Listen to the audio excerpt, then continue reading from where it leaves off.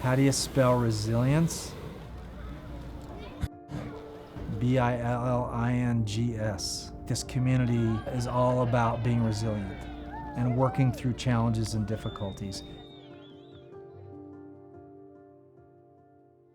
I saw that spirit come to life in the middle of March and is still very present today.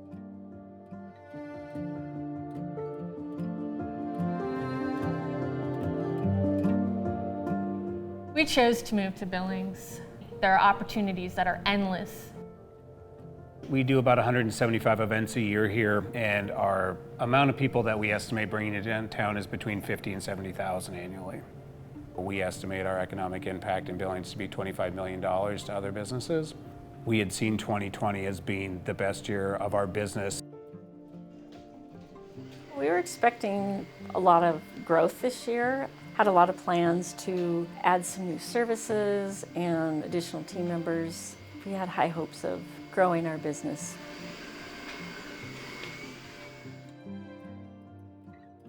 Everything that we have in life comes generally from a truck.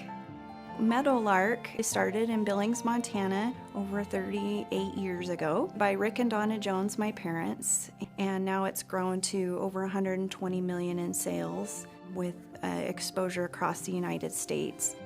About 700 people call Meadowlark their home.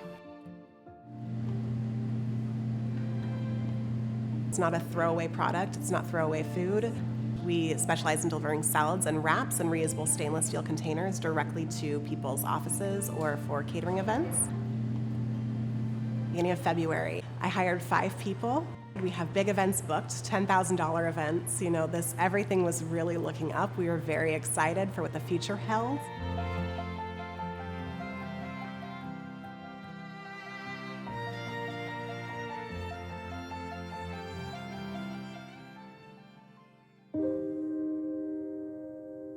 Governor Steve Bullock makes a major move to help protect Montana from COVID-19. We'll be implementing immediate measures to ensure social distancing by Montanans staying at home except for essential activities and services. Well, it was devastating to us to have to close our business. That's just not what we do as a small business owner, entrepreneur.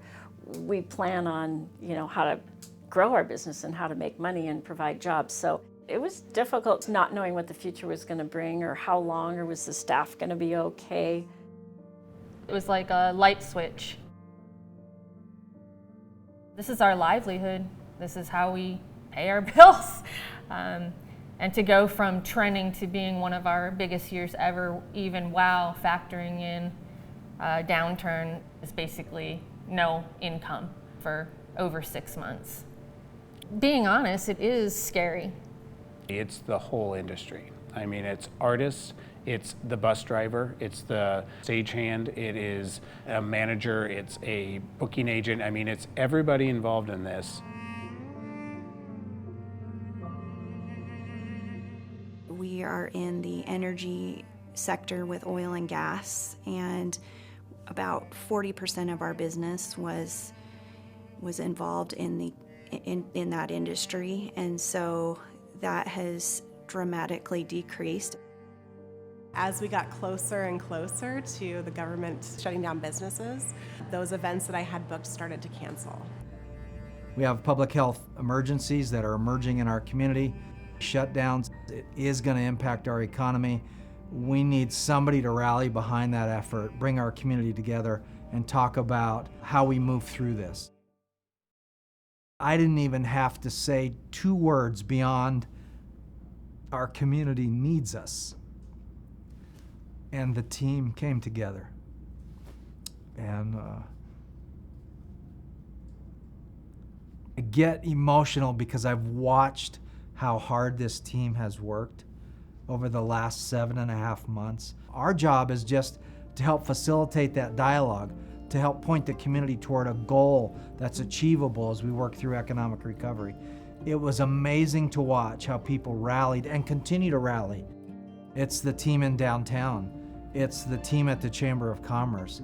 It's business leaders who came around the table as the Yellowstone economic response and recovery team who themselves were trying to keep their own doors open, but gave us extra time to help add expertise, wisdom, guidance, direction, input into the whole recovery process. I thought it was brilliant to bring everyone together to have one source for information for the business community. It really, really helped to know if anyone didn't know what to do, there was a place for me to refer other business people to, because information is key to, keeping people feeling okay.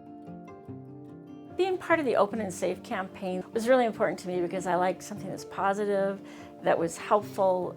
There was such a great effort to get even just the masks out to businesses that needed it. The response was tremendous with people who weren't able to source things, and to have that available, but also to model by putting the sign up on the door. It was all voluntary. It was just your goodwill and your good word. We're tired. We're tired of wearing masks. We're tired of having to do everything that we're doing. Have we been discouraged? Absolutely. I've heard that voice from our business community too, but they are not giving up. And it's that spirit that frames who we are as a community, realizing at the same time that the job's not done yet. We ended up completely remodeling the salon. We decided we'd never have that opportunity to be closed again.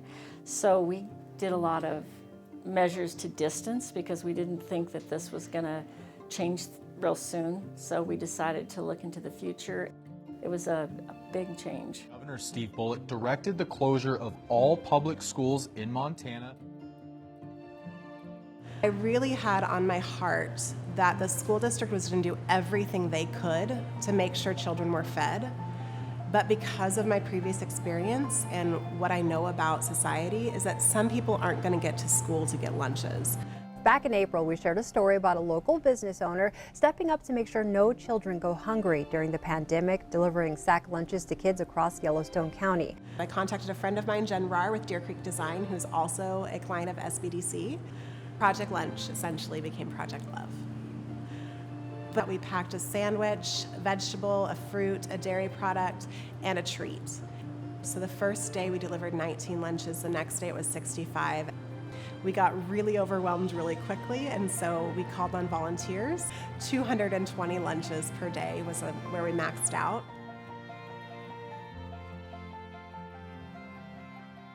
If it's tough for people, like they've gotten behind on rent, whether it's personal or business rent, whatever it is, it's figuring out and finding resources to help you. There are a lot of things available to help people, individuals and business. The state had a lot of opportunities financially. Where success isn't at hand, ask for help. I think that's the message right now. With the trials and things that have come up with COVID and other business avenues, we were very fortunate to be able to work with PTAC and Big Sky Economic Development in being able to be certified in the Disadvantaged Business Enterprise certificate that would allow us to be able to secure a very large job through the Port Authority in New Jersey. This project started this September, and we're excited because it's a lot of jobs and revenue for Meadowlark. What I am passionate about is making sure that our 37 employees are taken care of. We participated in the Paycheck Protection Program, and we paid all of our employees for the 8 weeks at full pay when we had no work for them, which we were happy to do. But after that PPP ran out, we just didn't have the ability to bring anybody on because we didn't have any way to generate the revenue to take care of them. These venues that, as Lynch puts it, were the first to close and will be the last to open, won't survive much longer. So they're banding together. In April, owners across the country formed the National Independent Venue Association and introduced the Save Our Stages initiative. It's a campaign that allows people to send emails to national legislators urging Congress to introduce specific funding for extremely shuttered businesses. I see it every single day in the eyes of my staff, in the eyes of the community leaders that I work through on Zoom meetings, that they're not giving up. They're gonna move forward, they're gonna be successful, and this community will be better as a result of that passion and dedication that has not waned. Seeing people being willing to reinvent themselves so quickly and reassess where they're at rather than just lying down and waiting for this to pass has been really inspiring for me. There's lots of divisions right now, which makes it very difficult to connect with people, especially when you're not allowed to be around them. I think it's essential that we take the time to analyze what happened, what was good, what we need to improve, and how we can move forward. Even though you may have that, the shadow of a problem out there with COVID, you still have people being smart, wearing masks, practicing distancing, that are willing to go out there and support the community.